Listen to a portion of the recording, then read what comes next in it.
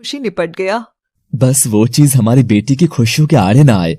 अगर ऐसा हुआ तो अनर्थ हो जाएगा जी। हमारी बेटी मांगलिक है, ये छिपाकर हमने कोई गलती तो नहीं की, क्योंकि राजीव मांगलिक नहीं था। तो कहीं हमारी बेटी का ये दोष राजीव को ना निकल जाए। परेशान शिवानी राजीव को फोन करती है और भड़कता हुआ राजीव घाटी के पास से गुजर ही रहा था कि वह फोन उठाता है। शिवानी एक चीज ध्यान रखना, बस आई लव।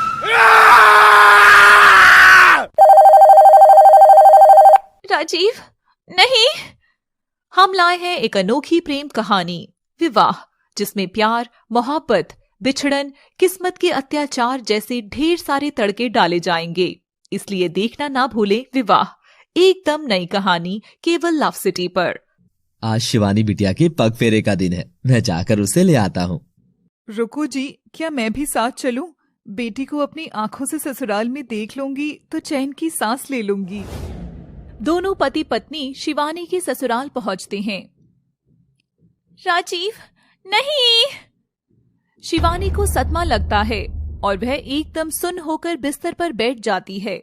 सुनीता कौशल्या से मिलती है। कैसी हो बहन जी? हम दोनों शिवानी को पग फेरे के लिए लेने आए हैं। कहाँ है हमारी बिटिया? पड़ी होगी अपने कमरे में ही महारानी। हाँ। कौशल्या का ऐसा आचरण देखकर सुनीता और सूरजभान हैरान थे और वे शिवानी के कमरे में जाते हैं। शिवानी बेटा, ये सब आखिर क्या चल रहा है? मगर शिवानी तो पुतले की तरह गुमसुम बिस्तर पर बैठी थी और उसके एक हाथ में फोन था। शिवानी, कुछ बोलना, बोलती क्यों नहीं है? ए जी, कहीं इसने अपना मांगलिक होने की बात किसी को कह तो नहीं दी? कौशल्या दरवाजे के बाहर खड़ी खड़ी ये सब सुन लेती है और आंख बबूला हो उठती है। क्या शिवानी मांगलिक है?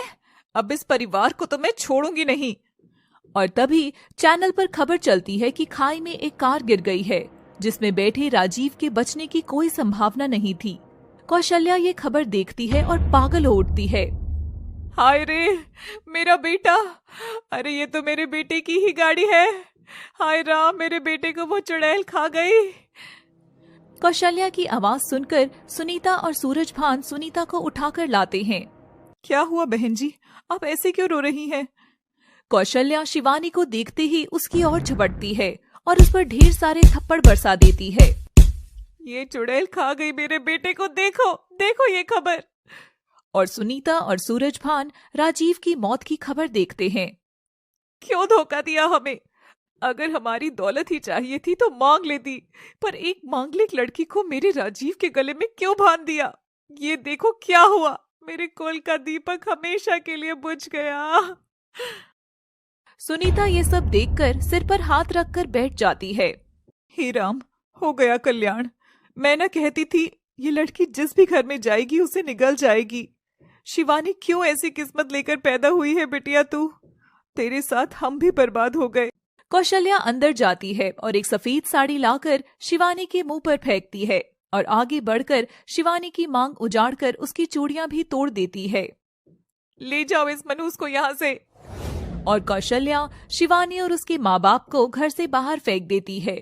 शिवानी अभी भी पुतले की तरह सुन हाथ में सफेद साड़ी पकड़े हुए थी।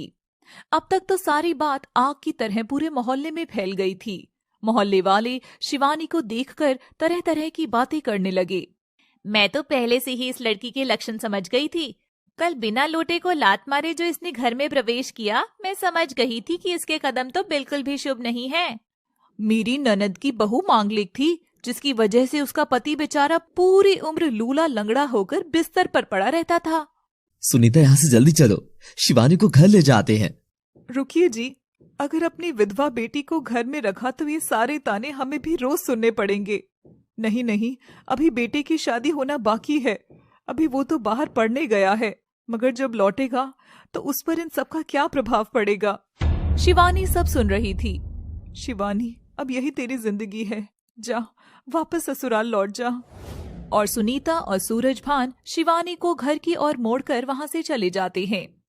शिवानी ससुराल जाकर राजीव की चीजें लेने लगती है, मगर कौशल्या उसे फिर से मारती है। मनहूस, डायन, तेरा बस चले तो तू पूरा घर निकल जाए। तुझे तो मैं अपने यहाँ की एक कील भी नहीं ले जाने दूंगी। निकल जा यहाँ से। चली जा। और कौशल